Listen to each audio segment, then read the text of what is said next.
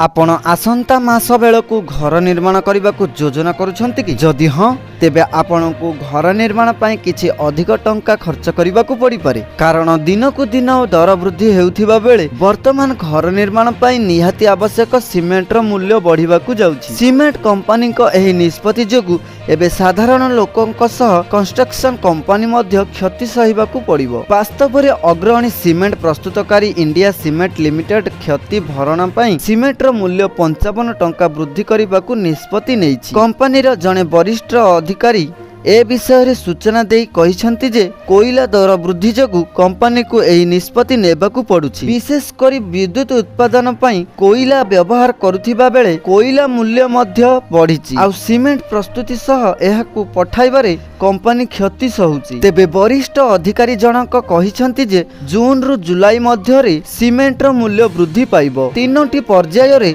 Cement बस्ता पिछा मूल्य वृद्धि हेबो अर्थात जून 1 रे बस्ता पिछा सीमेंट रो मूल्य 20 टंका हेबो, जून 15 रे सीमेंट रो मूल्य 15 टंका हेबो एवं जुलाई 1 रे सीमेंट रो मूल्य 20 टंका वृद्धि करा जिवो। सेही अनुसार सीमेंट रो मूल्य बस्ता पिछा 55 टंका वृद्धि पाइबो। कंपनीर परिचालना निर्देशक एन श्रीनिवास कहिसंती जे सीमेंट रो मूल्य बढ़ाइबा द्वारा ऋण सुझिबा सह व्यय खर्च को भरणा करा जाई पारिबो। आशा करूछि आज एही टॉप वीडियोटी आपण मानकू बहुत भलो लागिथिबो। जदि पसंद आसीछि ताहले वीडियो को लाइक करी सब्सक्राइब करंतु हम चैनल को आउ एमिति नुआ नुआ अपडेट न्यूज सब प्रथमे पांतु। जय जगन्नाथ।